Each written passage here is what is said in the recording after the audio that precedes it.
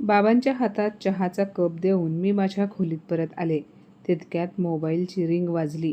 मी घाईघाईने फोन उचलण्यासाठी पुढे झाले, पण तोपर्यंत कॉल कट झाला होता. स्क्रीनवर नजर टाकली तर संजयचे सलग 5 मिस्ड कॉल दिसत होते. क्षणभर मनात आलं की लगेच त्याला फोन करून बोलावं, पण पुढच्या क्षणी मी स्वतःला थांबवलं. मनात विचार आला, आता फोन करून तरी काय होणार?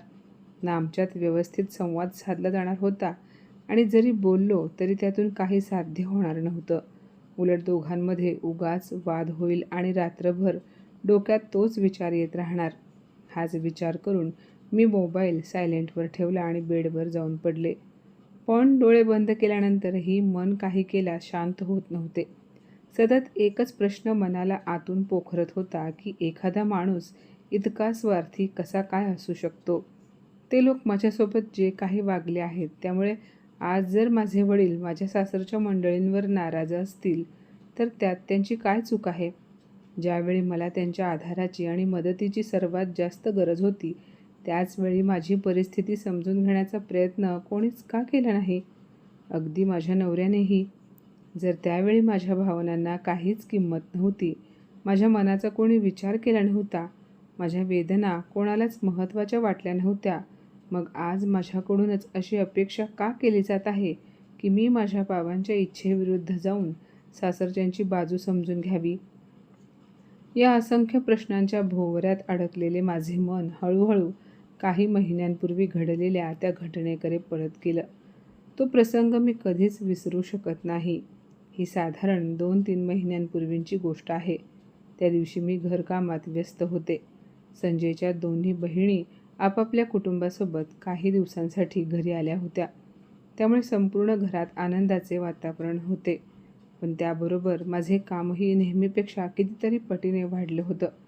कोणाला नाश्त्यासाठी मेथीचे पराठे हवे होते, तर कोणासाठी पोहे बनवायचे होते. मुलांनी तर वेगळाच हट्ट धरला होता. त्यांना पास्ता हवा होता. मी सकाळपासून एक क्षणही न थांबता संपूर्ण घरभर अशी धावत होते, जणू मी क्षणभर विसावा घेतला तर घराची सगळी व्यवस्था कोलमडून पडणार होती. तेवढ्यात मला अचानक माझ्या बाबांचा फोन आला. त्यांचा थरथरता आवाज कानावर पडताच माझे हात पाय सुन्न झाले. त्यांनी घाबरलेल्या आवाजात सांगितलं, "बाळा, तुझ्या आईची तब्येत अचानक खूप बिघडली आहे. डॉक्टरांनी तिला ॲडमिट करून घेतले आहे. शक्य असेल तर जितक्या लवकर जमेल तितक्या लवकर इथे पोहोच." बाबांचे बोलणे ऐकून जणू माझ्या पायाखालची जमीनच सरकली. माझ्या डोळ्यांसमोर आईचा चेहरा तरळू लागला. मला असे वाटत होते, जर मला पंख असते तर त्याच क्षणी मी उडत आईजवळ पोहोचले असते. पण वास्तव इतकं सोपं नव्हतं. मी कसंबसं स्वतःला सावरलं आणि लगेच संजयला फोन केला.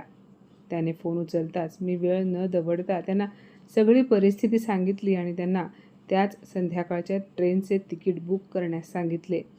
माझं सगळं बोलणं ऐकल्यानंतर ते अगदी शांत आवाजात म्हणाले, "मी काय म्हणतो, तू एकदा आईला विचारून घे किंवा तुझ्या बाबांना माझ्या पप्पांना फोन करून बोलायला सांग. त्यांच्याकडून जर परवानगी मिळाली तर मी लगेच तिकीट बुक करतो." त्यांचं बोलणं ऐकून मला आश्चर्याचा धक्काच बसला. मी म्हणाले, "संजय, यात परवानगी घेण्यासारखं काय आहे? माझी आई हॉस्पिटलमध्ये ॲडमिट आहे. मी आईना सांगणारच आहे. पण तुम्ही फक्त लवकरात लवकर तिकीट बुक करा. तोपर्यंत मी माझं सामान पॅक करते. संध्याकाळची ट्रेन मिळाली तर रात्रीपर्यंत मी घरी पोहोचेन." पण त्यांनी पुन्हा तीच गोष्ट सांगितली. "अगं, माझ्या बहिणी कितीतरी दिवसांनी घरी आल्या आहेत. अशा वेळी तू निघून गेलीस तर आई खूप नाराज होईल. तू एक काम कर, तुला जायचंच आहे तर त्याआधी तुझ्या बाबांना सांग की त्यांनी माझ्या पप्पांशी बोलावं. त्यानंतर बघू काय करायचं ते." त्यांच्या ह्या बोलण्याचा मला खूप राग आला. मी स्वतःवर नियंत्रण ठेवत म्हणाले, "ही वेळ फोन करून परवानगी मागण्याची नाही आहे. तिकडे हॉस्पिटलमध्ये आईची काय अवस्था असेल याची तुम्हाला कल्पना तरी आहे का?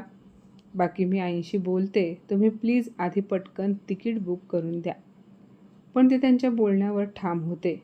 त्यांचे बोलणे ऐकून माझे मन आतून आक्रोशाने भरून आले होते. पण त्या क्षणी माझ्यासाठी कोणत्याही वादात पडण्यापेक्षा आईजवळ पोहोचणं जास्त महत्त्वाचं होतं. मला हेही माहिती होतं की संजय आजपर्यंत आपल्या आईवडिलांच्या इच्छेविरुद्ध कधीच स्वतःचे मत ठामपणे मांडू शकला नव्हता. त्यामुळे त्याच्याकडून जास्त अपेक्षा ठेवणं कदाचित माझीच चूक होती. फोन ठेवल्यानंतर मी थेट सासूबाईंच्या खोलीत गेले आणि त्यांना माझ्या आईची सगळी परिस्थिती सांगितली. पण मला आधीपासून ज्याची भीती होती अगदी तसंच घडलं. त्यांनी माझं सगळं बोलणं ऐकून घेतलं आणि जराही विचार न करता अगदी स्पष्ट शब्दात म्हणाल्या, "आता तिथे जाण्याची काही गरज नाही." मी म्हणाले, "आई, तुम्ही असं कसं बोलू शकता? माझी आई हॉस्पिटलमध्ये भरती आहे. डॉक्टर तिची प्रकृती गंभीर असल्याचे सांगत आहेत. त्यामुळे मी तुमची परवानगी घ्यायला नाही, तर फक्त तुम्हाला सांगायला आले आहे की मला आत्ताच निघावं लागेल." त्या लगेच म्हणाल्या, "काही होणार नाही तुझ्या आईला. उगाच काळजी करू नकोस. आणि काय गं, मी तुझी आई नाही का? या घरातली माणसं तुझी नाहीत का? किती दिवसांनी तुझ्या नणंदा घरी आल्या आहेत, त्यांचं काय? आणि तसेही तुझी आई आजारी आहे हे तुझ्या बाबांनी आम्हाला सांगितलं नाही. त्यांनी आम्हाला फोन करून कळवायला हवं की नाही?" मी शांत राहण्याचा प्रयत्न करत म्हणाले, "आई, पहिली गोष्ट म्हणजे ही वेळ कोणत्याही औपचारिकतेची नाही. आणि दुसरी गोष्ट म्हणजे ताई पुन्हा केव्हाही इथे येतील. पण जर तिथे काही अनर्थ झाला तर मी स्वतःला कधीच माफ करू शकणार नाही. त्यामुळे मला जायलाच हवं." इतकं बोलून मी माझ्या खोलीत परतले आणि कपाटातून बॅग काढून घाईघाईने सामान भरू लागले. मला अजिबात अंदाज नव्हता की याच दरम्यान आई संजयशी अशा काही गोष्टी बोलणार आहेत ज्यामुळे माझे माहेरी पोहोचणे अधिक कठीण होणार होते. मी घाईघाईने माझी बॅग भरत होते. मनात कुठेतरी अजूनही एक छोटीशी आशा बाकी होती. संजय परिस्थितीचे गांभीर्य समजून घेतील आणि माझ्यासाठी लगेच तिकीट बुक करतील. मी बॅग पॅक केली तेवढ्यात त्यांचा फोन आला. मी एक क्षणही न दवडता कॉल रिसीव्ह केला आणि पटकन त्यांना म्हणाले, "तुम्ही तिकीट काढलं ना?" पलीकडून त्यांनी अगदी सामान्य स्वरात उत्तर दिलं, "अगं, तिकीट कशाला काढू? आई स्पष्टपणे नकार देत आहे आणि तू सारखंच तिकीट काढण्याचा हट्ट करते आहेस. आता तूच सांग, मी काय करू? माझी ही मजबुरी समजून घे. जर आईला सध्या तू माहेरी जाऊ नये असे वाटत असेल तर नको जाऊ ना.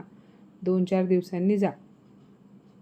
त्यांचं हे बोलणं ऐकून असं वाटलं जणू कोणीतरी माझ्या छातीवर एक मोठा दगड ठेवला आहे. मी स्वतःला सावरत म्हणाले, "संजय, माझी आई हॉस्पिटलमध्ये जीवन-मरणाशी झुंज देत आहे आणि तुम्ही मला 2-4 दिवसांनी जायला सांगत आहात. हे बघा, मी आजच माहेरी जाणार आहे. तुम्ही तिकीट काढू शकत नसाल तसे स्पष्ट सांगा. माझी मी एसटीने निघून जाईन." इतकं बोलून मी फोन कट केला. यावेळी माझ्या मनातली वेदना माझ्या अपेक्षेपेक्षाही कितीतरी जास्त होती. तरीही मन वारंवार एकच सांगत होतं, कदाचित थोड्या वेळाने त्यांना आपल्या चुकीची जाणीव होईल आणि ते मला फोन करतील. मी जवळजवळ अर्धा तास मोबाईल हातात घेऊन बसले होते. सारखी स्क्रीनकडे पाहत होते. कदाचित त्यांचा फोन येईल किंवा एखादा मेसेज येईल, पण ना त्यांचा फोन आला ना मेसेज. शेवटी मी स्वतःच त्यांना एक मेसेज केला, "तिकीट काढले असेल तर कळवा." बराच वेळ झाला तरी त्यांचा काहीच रिप्लाय आला नाही. शेवटी मी पुन्हा त्यांना फोन केला, पण त्यांनी माझा कॉल रिसीव्ह केला नाही. आता मला समजलं होतं की ते मुद्दाम माझ्याशी बोलणं टाळत आहेत. तेवढ्यात काही वेळाने सासूबाई भराभर माझ्या खोलीत आल्या आणि येताच मोठ्या आवाजात म्हणाल्या, "एकदा तुला जाऊ नको म्हणून सांगितलं आहे ना, मग पुन्हा पुन्हा माझ्या मुलाला फोन करून त्रास का देत आहेस? सासरचे लोक परवानगी देत नसतील तर माहेरी जायचं नसतं, ही साधी गोष्ट पण तुला समजत नाही का?" मी त्यांच्याकडे पाहत शांत स्वरात म्हणाले, "मी तुमच्या मुलाला फक्त तिकिटाबद्दल विचारलं होतं. त्यात त्रास देण्यासारखं काय झालं? आणि हो, आता मला हेही समजलं आहे की इथे माझ्या फोनवर, माझ्या मेसेजवर आणि माझ्या प्रत्येक गोष्टीवर नजर ठेवली जाते." माझ्या या बोलण्याने त्यांच्या चेहऱ्याचा रंग बदलला. मी पुढे म्हणाले, "चूक माझीच होती, कारण मी अजूनही संजयची वाट पाहत होते. मला आशा होती की आयुष्यातल्या या कठीण प्रसंगी तरी माझा नवरा माझ्या पाठीशी उभा राहील." सासूबाई बडबड करू लागल्या, पण यावेळी मला कुठल्याही वादात पडायचं नव्हतं. मी त्यांचं एकही म्हणणं न ऐकता माझी बॅग उचलली, मोबाईल आणि पर्स घेतली आणि घराबाहेर पडले. त्यामागून काहीतरी बोलत राहिल्या, पण त्यांच्या बोलण्याचा एकही शब्द माझ्या कानापर्यंत पोहोचत नव्हता. मी बॅग घेऊन घराबाहेर पडले. वाटेत एका झाडाखाली उभी राहिले, पण त्यावेळी कोणतंही वाहन उपलब्ध होत नव्हतं. वेळ निघून जात होता, त्यामुळे मी रिक्षा केली आणि थेट एस टी स्टँड गाठलं. टी प्रवास करणं मला खूप त्रासदायक वाटतं, पण त्यावेळी माझ्या त्रासाची मला अजिबात पर्वा नव्हती. मला फक्त कोणत्याही परिस्थितीत माझ्या आईजवळ पोहोचायचं होतं. मी मिळालेल्या पहिल्याच बसचे तिकीट घेतलं आणि जाऊन माझ्या सीटवर बसले. 6 तासांचा तो प्रवास मला जणू 4 जन्मांइतका मोठा वाटत होता. बसची प्रत्येक गती मला खूपच संथ वाटत होती.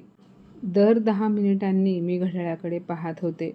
मग डोळे मिटून देवाकडे एकच प्रार्थना करत होते, देवा, माझ्या आईला काहीही होऊ देऊ नकोस. माझ्या डोळ्यातून सतत अश्रू वाहत होते. एका बाजूला आईला गमावण्याची भीती होती आणि दुसऱ्या बाजूला संजय आणि त्याच्या कुटुंबियांच्या वागणुकीने माझ्या मनावर खोल जखमा केल्या होत्या. मनात पुन्हा पुन्हा एकच प्रश्न उभा राहत होता, जर आयुष्यातल्या सर्वात कठीण प्रसंगी नवराच बायकोच्या पाठीशी उभा राहू शकत नसेल, तर मग अशा नात्याचा काय उपयोग? कसाबसा तो लांबलचक प्रवास संपला. बस स्थानकावर उतरताच मी पटकन रिक्षा केली आणि थेट माझ्या माहेरी निघाले. संपूर्ण रस्ताभर माझं हृदय इतक्या जोरात धडधडत होतं की ते आता छाती फाडून बाहेर येईल की काय असंच मला वाटत होतं. घरासमोर पोहोचताच मी रिक्षातून पटकन उतरले आणि धावत जाऊन दरवाजा ठोठावला. माझ्या वहिनीने दरवाजा उघडला. मला पाहताच त्या काहीही न बोलता थेट माझ्या गळ्यात पडल्या आणि जोरजोरात रडू लागल्या. त्यांच्या अश्रूंनी माझ्या मनात एक अनामिक भीती निर्माण केली. मी घाबरून त्यांच्या खांद्याला धरलं आणि कापऱ्या आवाजात विचारलं, वहिनी, काय झालं? आई ठीक तर आहे ना? बोला ना, काहीतरी बोला. पण वहिनीच्या डोळ्यातून अश्रू थांबायचे नाव घेत नव्हते. स्वतःला सावरत त्या एवढंच म्हणाल्या, ताई, जे व्हायला नको होतं तेच झालं. वहिनीचे बोलणे ऐकताच माझ्या डोळ्यांसमोर अंधार दाटून आला आणि शरीराने जणू साथ सोडली. मला एवढंच आठवतं की मी बाहेरच्या दरवाजाजवळ खाली कोसळले.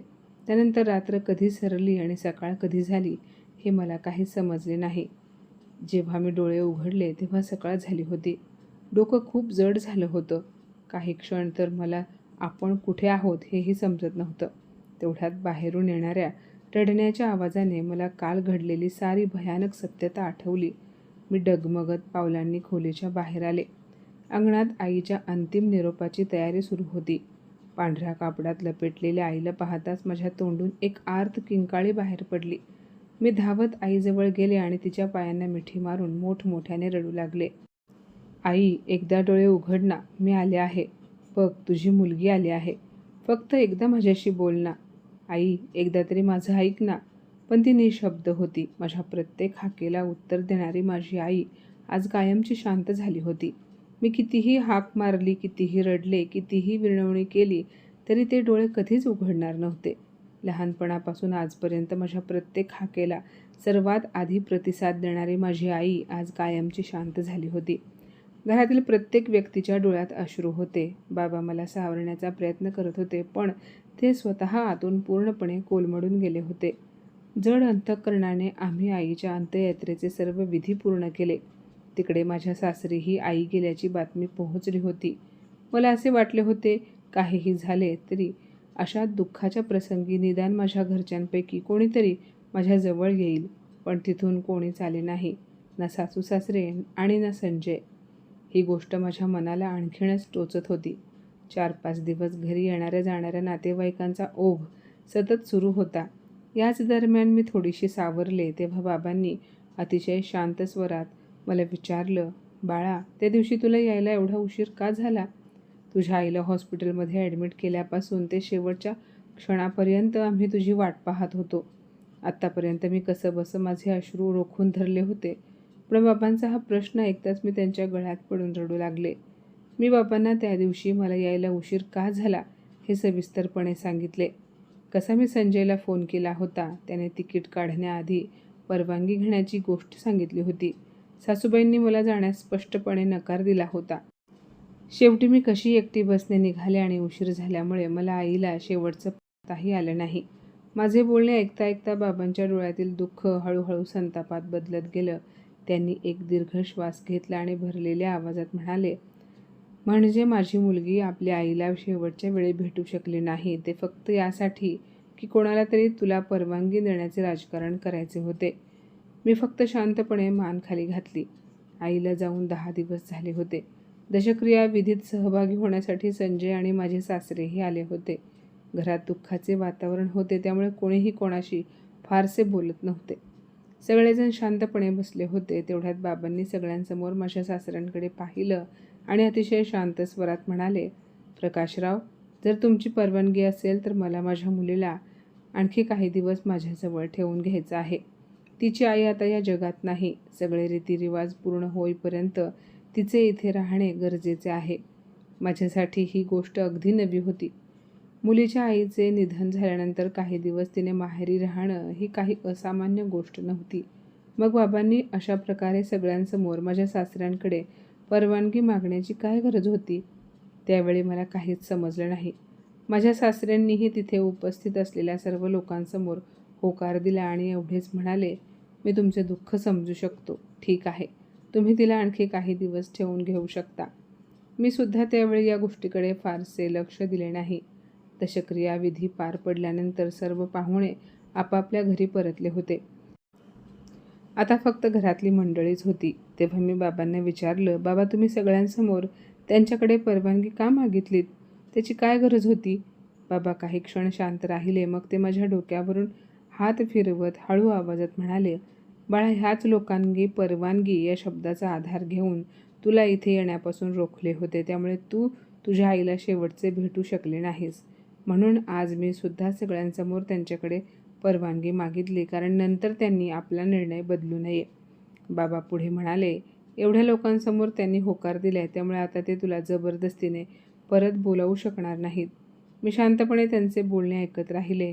बाबा पुढे म्हणाले, आपल्या संस्कारांमध्ये मोठ्यांना विचारून एखादं काम करण्याची परंपरा सन्मानासाठी बनवली गेली आहे. कोणाच्या आयुष्यावर अधिकार गाजवण्यासाठी नाही. पण जेव्हा कोणी याच परंपरेचा चुकीचा वापर करू लागतं, तेव्हा त्याला त्याच्याच भाषेत उत्तर देणं गरजेचं होतं. थोडं थांबून ते म्हणाले, म्हणून आता तू कुठेही जाणार नाहीस. मी तुला इथून पाठवणार नाही. हे तुझंही घर आहे आणि इथे तुला कोणालाही घाबरण्याची गरज नाही. बाबांचे बोलणे ऐकून माझ्या डोळ्यातून अश्रू आपोआप वाहू लागले. आई गमावल्याचे दुःख कदाचित कधीच कमी होणार नव्हते, पण त्या रात्री पहिल्यांदाच मला जाणवलं की मी एकटी नाही. जोपर्यंत एक वडील आपल्या मुलीच्या पाठीशी खंबीरपणे उभे असतात, तोपर्यंत जगातील कोणतीही ताकद तिला तोडू शकत नाही. मला काहीच बोलता आलं नाही. मी बाबांच्या गळ्यात पडले आणि कित्येक वर्षांपासून मनात साचलेले सगळे दुःख अश्रूंसोबत वाहून जाऊ दिलं. आई गेल्यामुळे घराचा प्रत्येक कोपरा मला सुना वाटू लागला होता. आईचा आवाज, तिचं हसणं, तिच्या छोट्या छोट्या गोष्टी, प्रत्येक क्षणी तिची आठवण येत होती.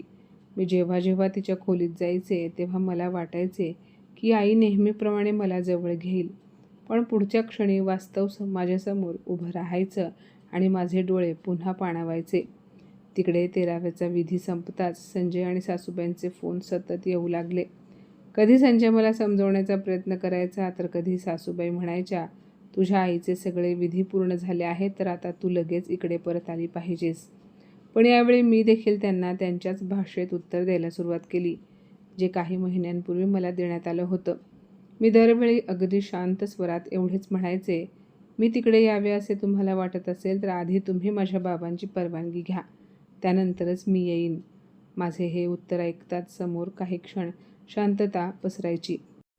कदाचित मी असे काही बोलेन ह्याची त्यांना अपेक्षाच नव्हती की एक दिवस त्यांना त्यांचेच शब्द माझ्या तोंडून ऐकावे लागतील. ते काहीतरी बोलण्याचा प्रयत्न करायचे, पण मी पुन्हा तेच सांगून फोन ठेवायचे. मी जे दुःख सहन केलं होतं, त्या वेदनेची जाणीव त्यांनाही होणं गरजेचं होतं. असेच जवळपास महिने उलटून गेले. दुपारची वेळ होती. मी बाबांसोबत घराच्या व्हरांड्यात बसले होते. तेवढ्यात संजयचा फोन आला. यावेळी त्याचा आवाज पूर्वीसारखा नव्हता. त्याच्या आवाजात भीती स्पष्ट जाणवत होती. त्याने घाईघाईने सांगितलं, अगं ऐक ना, आईला हॉस्पिटलमध्ये ॲडमिट केलं आहे. ती सकाळी बाथरूममध्ये पाय घसरून पडली, त्यामुळे तिच्या डोक्याला खूप गंभीर दुखापत झाली आहे. डॉक्टरांनी काही दिवस तिला आराम करण्यास सांगितले आहे. तू गेल्यापासून घर अगदी अस्ताव्यस्त झाले आहे. शक्य तितक्या लवकर आपल्या घरी परत ये. मी त्यांचं बोलणं अगदी शांतपणे ऐकून घेतलं आणि हळू आवाजात म्हणाले, ठीक आहे, पण त्याआधी तुम्ही माझ्या बाबांची परवानगी घ्या, त्यानंतरच मी येईन. माझे उत्तर ऐकताच तो काही क्षण अगदी शांत झाला. कदाचित त्याला विश्वासच बसत नव्हता की मी खरंच त्याला असं उत्तर देईन. काही क्षण स्वतःला सावरल्यानंतर तो म्हणाला, "बघ, आता अशा गोष्टी करण्याची ही वेळ नाही. खरंच आईची तब्येत ठीक नाही आहे. यावेळी आम्हाला तुझी गरज आहे." मी त्याच शांत स्वरात म्हणाले, "संजय, जेव्हा माझी आई हॉस्पिटलमध्ये जीवन मृत्यूशी झुंज देत होती, तेव्हा तुम्ही तर हेच म्हटलं होतं ना, आधी बाबांशी बोल, आधी त्यांची परवानगी घे." मी थोडे थांबले आणि पुढे म्हणाले, "त्या दिवशी ही परिस्थिती गंभीर होती आणि आजही आहे. फरक फक्त एवढाच आहे, त्या दिवशी मी तुमच्या जागी होते आणि आज तुम्ही माझ्या जागी आहात." तो मला समजावण्याचा प्रयत्न करत म्हणाला, "पण तेव्हा ती गोष्ट वेगळी होती. हे तुझं स्वतःचं घर आहे. इथे आईची काळजी घेणारे कोणीही नाही. तुझ्याशिवाय खूप अडचण होत आहे." मी शांतपणे म्हणाले, "तुमच्या 2 बहिणी आहेत ना, त्या आरामात तुमच्या आईची काळजी घेऊ शकतात. माझं असणं किंवा नसणं याने काय फरक पडतो? शेवटी त्या दिवशी तर माझ्या माहेरी सगळे लोक होते. तेव्हाही असंच म्हटलं गेलं होतं. म्हणूनच आता मी सुद्धा तेच करत आहे. आधी माझ्या बाबांची परवानगी घ्या, त्यानंतरच मी परत येण्याचा विचार करेन." इतकं बोलून मी फोन ठेवून दिला. त्या दिवसापासून बाबांच्या मोबाईलवर सतत फोन येऊ लागले. कधी संजय फोन करायचा, कधी माझे सासरे आणि कधी सासूबाई. प्रत्येक वेळी सगळ्यांचे म्हणणं एकच असायचं, काहीही करून बाबांनी मला परत पाठवावं. पण बाबाही त्यांना कारणं सांगून वेळ टाळत होते. पण त्या दरम्यान बाबांनी त्यांच्या एका परिचितामार्फत सासूबाईंची तब्येत आणि परिस्थितीची चौकशी करून घेतली. तेव्हा त्यांना समजलं की सासूबाईंना कोणतीही गंभीर दुखापत झाली नव्हती.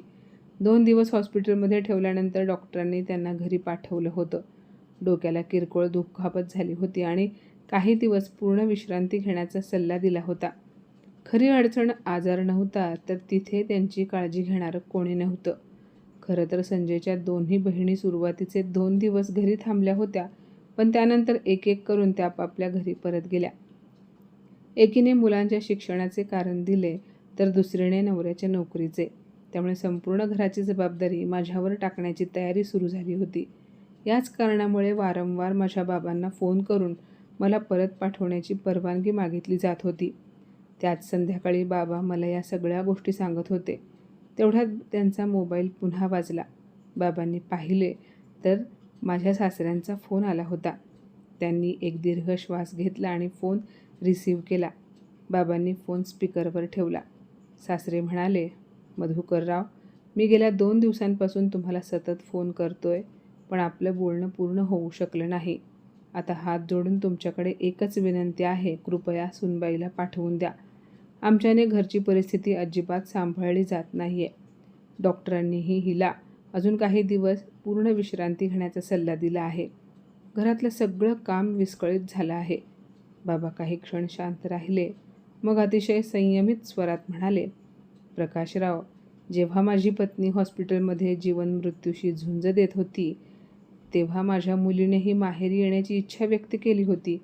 त्यावेळी तिनेही जावईबापूंना हेच सांगितलं होतं की तिला तातडीने माहेरी पोहोचायचं आहे. पण तेव्हा तुमच्याकडून काय उत्तर मिळालं होतं हे कदाचित तुम्हाला आजही आठवत असेल." तिकडे काही क्षण शांतता पसरली. थोड्या वेळाने माझे सासरे म्हणाले, "हे पहा, त्यावेळी आमच्याकडून खूप मोठी चूक झाली. आम्ही आमच्या हट्टापुढे इतके आंधळे झालो होतो की एका मुलीचे दुःखच समजून घेऊ शकलो नाही. आज जेव्हा तीच परिस्थिती आमच्यावर ओढावली, तेव्हा जाणवलं की आम्ही तुमच्या मुलीवर किती मोठा अन्याय केला होता. शक्य असेल तर आम्हाला माफ करा." बाबांच्या डोळ्यातलं दुःख स्पष्ट दिसत होतं. ते रडवेल्या आवाजात म्हणाले, "तुम्ही त्याला चूक म्हणू नका. त्या दिवशी तुमच्या त्या एका हट्टाने माझ्या मुलीशी आईसोबतची शेवटची भेट हिरावून घेतली. काही दुःख अशी असतात जी माणसाची आयुष्यभर साथ सोडत नाहीत." इतकं बोलून बाबांनी फोन ठेवून दिला. दुसऱ्या दिवशी दुपारच्या सुमारास घराबाहेर एक कार येऊन थांबली. वहिनीने दरवाजा उघडला तर समोर माझे सासरे आणि संजय उभे होते. पण सासूबाई त्यांच्यासोबत नव्हत्या. दोघेही आत आले. काही क्षण संपूर्ण खोलीत शांतता पसरली. अचानक माझे सासरे आपल्या जागेवरून उठले आणि बाबांसमोर हात जोडून उभे राहिले. "व्याहीजी, आम्ही खूप लाजिरवाणे झालो आहोत. त्या दिवशी आम्ही तुमच्या मुलीकडे फक्त आमची सून म्हणून पाहिलं, कोणाची मुलगी म्हणून नाही. जर त्या दिवशी आम्ही तिला माहेरी जाऊ दिलं असतं, तर आज हे दुःख तिच्या आयुष्यभराचं ओझं बनलं नसतं." माझ्या सासऱ्यांनी माझ्याकडे पाहिलं.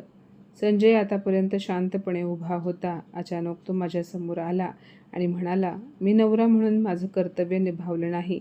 त्या दिवशी मी तुझी साथ द्यायला हवी होती, पण दरवेळी मी दुसऱ्यांचं म्हणणं ऐकत राहिलो. आज मला समजतंय की मी तुझा विश्वास तोडला आहे. शक्य असेल तर मला माफ कर. त्याचेही डोळे पाण्याने भरले होते. तेवढ्यात संजयचा मोबाईल वाजला. त्याने स्क्रीनकडे पाहिलं आणि हळू आवाजात म्हणाला, आई व्हिडिओ कॉलवर आहे. त्याने मोबाईल माझ्यापुढे केला. स्क्रीनवर सासूबाई बिछाण्यावर झोपलेल्या दिसत होत्या. त्यांच्या डोक्याला पट्टी बांधलेली होती. चेहरा पूर्वीपेक्षा खूपच अशक्त दिसत होता. मला पाहताच त्या रडू लागल्या. त्या कापऱ्या आवाजात म्हणाल्या, बाळा, डॉक्टरांनी मला अजून काही दिवस आराम करण्यास सांगितलं आहे. मला व्यवस्थित चालता येत नाही, त्यामुळे मी तिकडे येऊ शकले नाही. काही क्षण थांबून त्या पुन्हा म्हणाल्या, माझ्याकडून खूप मोठी चूक झाली. त्या दिवशी जर मी तुला अडवलं नसतं तर कदाचित आज तुझ्या मनात एवढं मोठं दुःख नसतं. मी माझ्या अहंकाराला नात्यापेक्षा मोठं समजलं, पण देवाने मला माझ्या चुकीची जाणीव करून दिली. शक्य असेल तर मला माफ कर बाळा. असे बोलता बोलता त्या अक्षरशः ढसाढसा रडू लागल्या. तेवढ्यात बाबा आपल्या जागेवरून उठले आणि अतिशय शांत पण ठाम आवाजात म्हणाले, विहीणबाई, तुमच्या माफीने माझ्या मुलीचे दुःख संपणार नाही. बाबांनी माझ्याकडे पाहिलं आणि पुन्हा म्हणाले, सर्वात आधी तुम्ही माझ्या मुलीचा सन्मान परत करा.